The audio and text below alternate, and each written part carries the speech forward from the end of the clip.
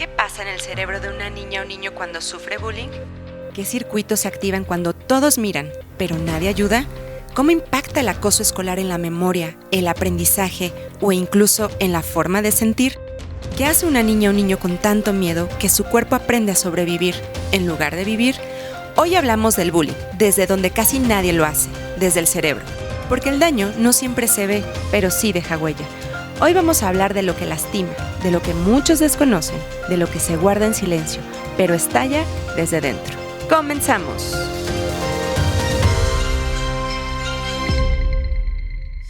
Esta es una conversación real sobre todo lo que está pasando en torno al acoso escolar, porque hablarlo no es terapia, pero ayuda.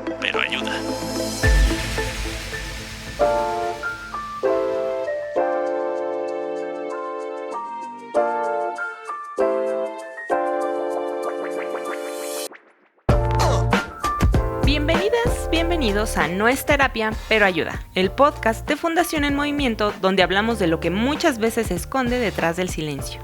Hoy tenemos un episodio muy especial, un episodio que pone palabras y ciencia a algo que por años se ha minimizado, el impacto real del bullying en el cerebro. Para explorarlo me acompaña Isabel Portillo. Hola Isa. Hola Nimsi.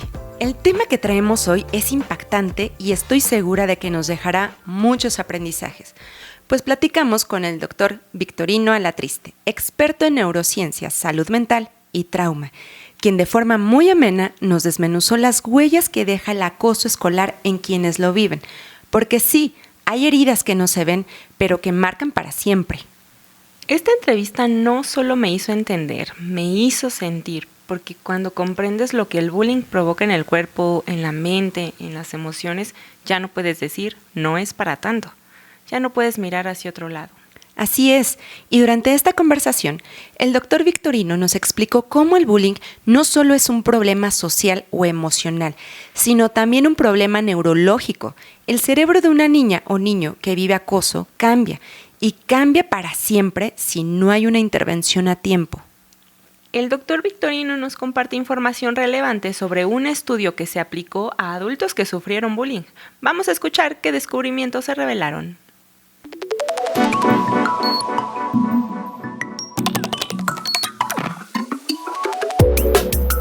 Fíjense que en este proyecto se encontró que desgraciadamente estos adultos jóvenes, estamos hablando de personas entre 18 y 25 años de edad, muy jóvenes, son más propensos a tener estrés por el bullying que ellos sufrieron durante su infancia temprana o su adolescencia.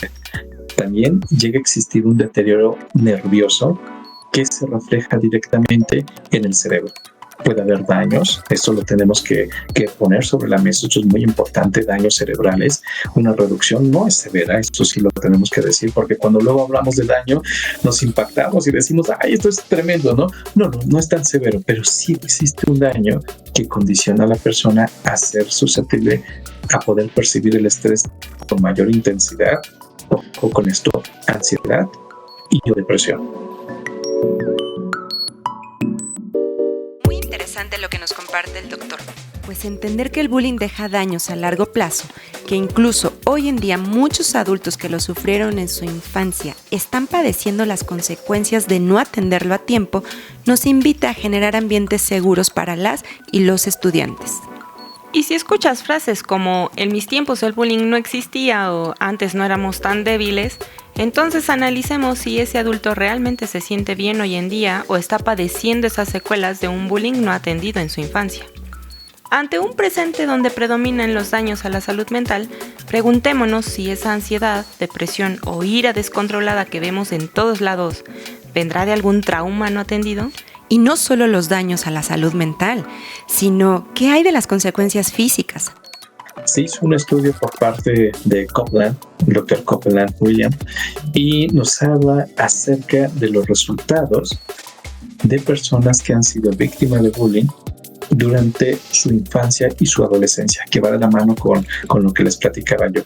En estos resultados ellos han visto no solamente la parte, quiero resaltar esto, la parte mental, sino también la psicosomatización.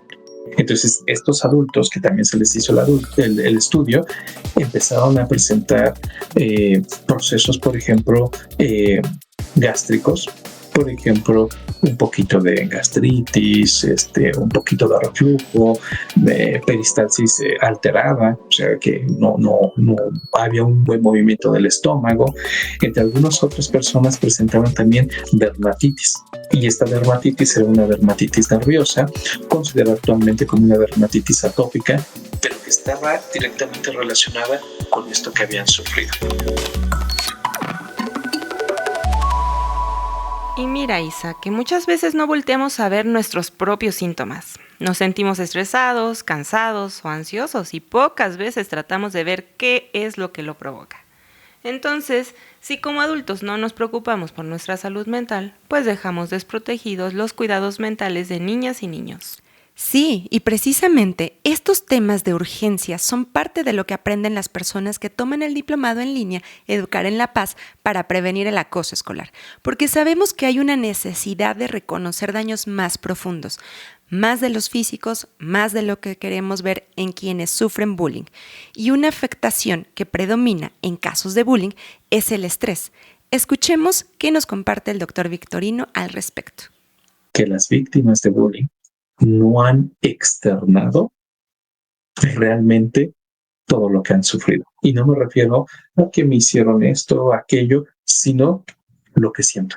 Entonces, eso es una carga que está presente en estas mentes, en estos cerebros, y que desgraciadamente está afectando para que la persona no pueda hacer una buena catarsis, una buena expresión de sus emociones, que esto es muy importante y de lo que quiero trabajar también, y no ha sido bien procesada. Por lo tanto, esto sigue siendo un tema muy importante porque sigue haciendo en estas personas adultas que ya pasó este proceso la liberación de una hormona que se llama cortisol y que los está desgraciadamente condicionando a sentir más estrés. Quiero que se imaginen esto, porque muchas de las veces no lo pensamos, pero llega este pequeño y que pase esta persona, este abusador, este bullying, y que pase este bully y esté al lado de él y lo empuje. Y el niño pensando, hoy no vino, hoy no está, y ya sufrió esto. El hecho solamente de intentar subir las escaleras, andar en el pasillo, puede provocar que ya tenga movimientos. Y esto suelta la mochila, otros niños se ríen y esto se vuelve un estrés crónico. Y entonces imaginemos esto, este pequeño entra al salón de clases, está aprendiendo algo, percibe que ya está estresado, percibe que está la acción del bullying ahí. ¿Qué sucede con este cerebro? Empieza a liberar cantidades de cortisol increíbles que puede afectar directamente su aprendizaje y su memoria. Entonces, el docente, cuando está hablando, oye, este es el concepto, es esto, ese cerebro no puede hacerlo. Imaginemos esto. No puedo decir nada porque esta persona que me está violentando de alguna manera me dice que no lo diga. Y a lo mejor lo quiero decir, pero no puedo. Y cuando llega mamá, llega papá por mí, me pregunta qué aprendí, yo le digo, no lo sé. Intento hacer una tarea en la tarde, la hago mal. Y mi papá, mi mamá se molesta conmigo y entonces ni siquiera puedo decirle lo que pasa porque ni siquiera puedo hacer esto. Entonces me pueden decir, ¿pero qué te pasa? ¿Por qué no aprendes? Más estrés. Hasta que este cerebro deja de tener estrés y entramos en un trastorno de ansiedad o depresión.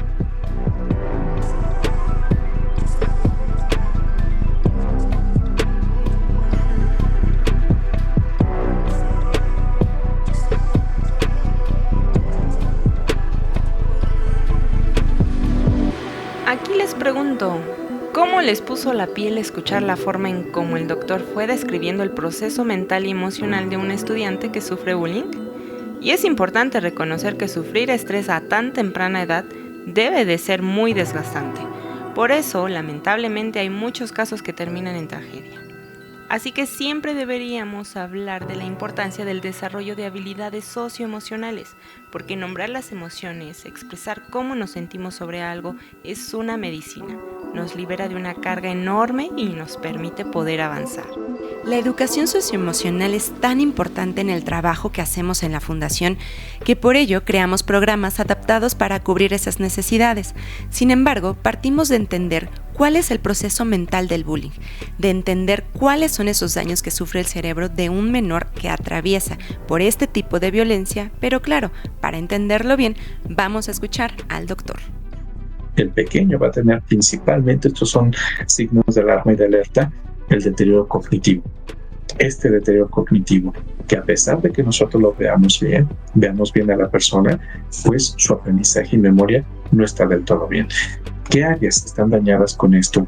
Corteza prefrontal, que es una región que nos permite generar nuestros procesos de inteligencia, nuestros razonamientos, nos permite generar pensamientos abstractos. Esto quiere decir que, pues bueno, si está el día lluvioso, pues voy a procurar llevarme algo abrigador. Entonces estos cerebros, frente a esta lógica, está con la lluvia, pues me salgo así. Entonces los padres, ¿qué te pasa? Y aquí quiero poner esto, no puedo conceptualizarlo bien. Después mi memoria, hipocampo está dañado. Hipocampo es nuestro disco duro de nuestro cerebro, está dañado. Y otra región que se llama amígdala. Amígdala es la región, es uno de los centros emocionales que tenemos, hay muchos, pero amígdala es uno de ellos que también está en un estado de hipervigilancia. Y en un estado de hipervigilancia nos puede desencadenar dos emociones que van a estar presentes: miedo y enojo. Pero no puedo entender bien si la pequeña tiene miedo, tiene enojo, percibe que se ve ansioso, se ve estresado o se ve deprimido.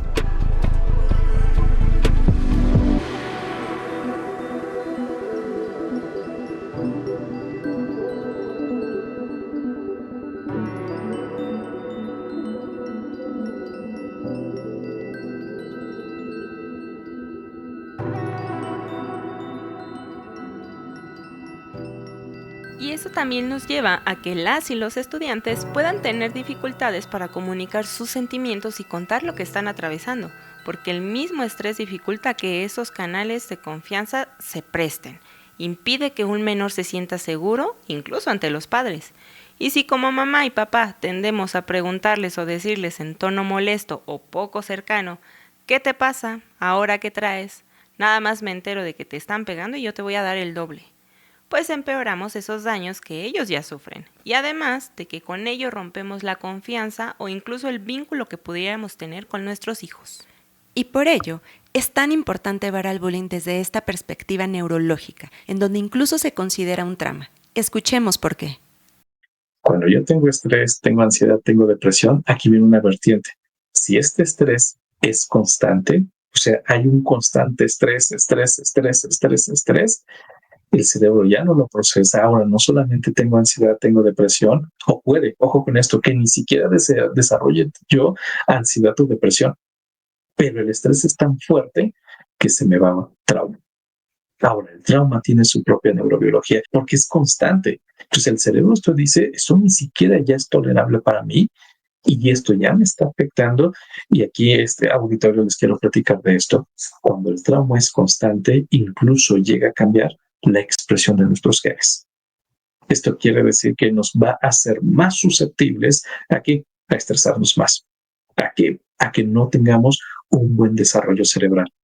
Y otro proceso, incluso un pequeñito, esto es en general cualquier persona, pero estamos hablando de las pequeñas, los pequeños, las personas con bullying, pueden tener un proceso de disociación. Muchas pequeñas víctimas de bullying dicen, cuando les preguntan, oye, ¿qué te pasó? ¿Qué te hizo? No sé. O sea, fueron quizás golpeados por esta otra persona, el abusador, y no lo recuerdan porque el cerebro se disoció. Entonces, bueno, los papás, los docentes a veces dicen, ¿no? Que no te acuerdas. ¿Cómo es posible esto? Y con cierta extrañeza, una sorpresa increíble y como que no lo puedo conceptualizar. ¿Cómo crees que se te olvidó? Pero mira cómo estás. Porque este cerebro entra en una disociación, que es una característica que a veces se puede derivar del trauma para protegerse. Estoy ahí físicamente, pero mi mente está en otro lugar.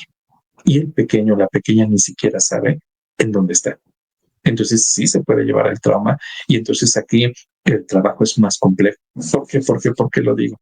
Porque si el trauma no es tratado, nos vamos a estrés postraumático.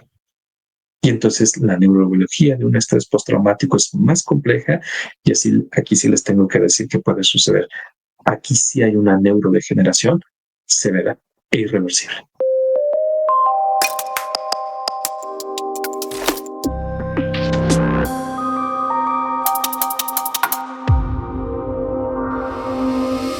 Reflexionemos de nuevo, solo un poquito sobre el por qué ha bajado tanto el rendimiento y la retención mental de los estudiantes. El estrés puede ser una respuesta. Ahora bien, justo por ello le preguntamos al doctor Victorino cuál creía que era la razón para la cual algunos docentes no hacían algo cuando un estudiante reportaba un caso de bullying, y lo que nos dice resuelve esta duda. Este es también un error importante y va de la empatía. Minimizar lo que sucede. Minimizar. Nunca minimicemos algo de una persona. Y se los voy a decir por qué. Porque lo que a mí me afecta no necesariamente le afecta a otra persona. Y entonces, bajo este criterio, muchas de las veces actuamos de esta manera. Es que me hizo esto. Ay, solamente esto. Sí, pero para esta persona representa una agresividad. Representa esto. Y entonces, como no somos empáticos, decimos, ay, mira lo que le hizo en mis tiempos, me hacían esto y aquí estoy. Eso está mal. Y entonces, tenemos el protocolo, no lo hacemos nuestro y no somos empáticos. Entonces, cuando existe un proceso de violencia de este estilo, no es exponer a la persona, porque esta exposición puede generar más violencia.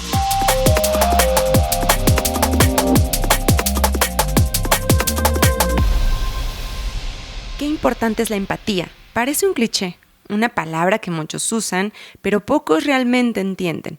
Ver a la empatía como una herramienta de acciones tangibles y prácticas hace la diferencia. Y estamos seguros de que usar la empatía es un beneficio que aplica para todos, no para unos cuantos nada más. Por ello, el doctor Alatriste nos cuenta cómo también podemos usarla en el momento de intervenir con los menores que generan la violencia. Escuchemos. El bully, la persona acosadora.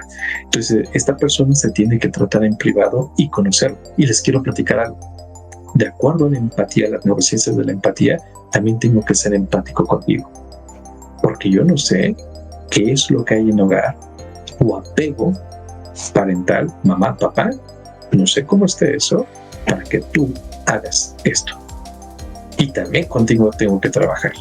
Precisamente entender que somos parte de una comunidad y que atender a todos los involucrados, el generador de violencia y a los testigos, además del menor que recibió la violencia, es la clave para transformar ese ambiente en el que se está propiciando el acoso. Pero eso no incluye solamente a los estudiantes, sino también a madres y padres de familia. Y sí, también preguntamos qué pueden hacer ellos desde casa. Yo considero que, por ejemplo, si nosotros como adultos, independiente que somos padres o no somos padres, debemos tener un interés en cuidar la salud mental de nosotros y de los demás. Esto es importante. Entonces tenemos que basarnos en lo siguiente, en la detección de alteraciones de salud mental. Entonces hay algo que siempre pregunto a los papás: ¿sabes realmente cómo es tu hijo o tu hija? Y no me refiero a las travesuras que haga, y si las hace, entenderlas también, cómo es su personalidad. Es este niño que llega y te dice, o esta niña, mamá, hoy armé esta cosa con mis bloques Lego. ¿Y qué es esto? Mira, para mí esto es como un robot. ¿Por qué, mi amor? Y entonces aprendo de esto, que esta pequeña, este pequeño tiene características de creación. Entonces sé que esta es su identidad. Así que cuando pase algo y esta personita se aleje de esto que tanto le está gustando, sé que puede estar sucediendo algo. Entonces tengo que aprender a detectar qué es lo que le gusta a nuestros pequeños, incluso a nuestro adolescente. Esta entrevista nos ha dejado impactadas con tanta información de la que hemos aprendido, pero que además nos deja la necesidad de ver desde las neurociencias la urgencia que tenemos de detener el bullying, de impedir que más niñas y niños sigan sufriendo las consecuencias de una sociedad que necesita educación para la paz. Y aún estamos a tiempo de hacer la diferencia, porque sí podemos hacer algo. Y va a sonar muy fantasioso, pero el amor es la respuesta. Y sí, la ciencia lo sustenta. Cerremos esta primera parte escuchando al doctor Victorino con una estrategia poderosa, porque esto no es terapia, pero ayuda.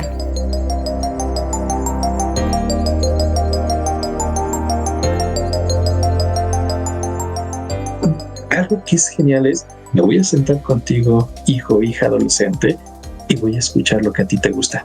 Y entonces va a haber una respuesta. Ay, mamá, ¿cómo crees? Pero cualquier persona con lo que es amor, un amor verdadero, y aquí hablo de neurociencias, el amor donde yo busco lo mejor para ti y donde cuando genero una conexión contigo como hijo, como hija, es una reacción química que me da estabilidad. Este adolescente, esta chica, va a entender por qué quiero hacer esto, porque me importas. Y eso se va a convertir en una relación cada vez más sólida y más interesante.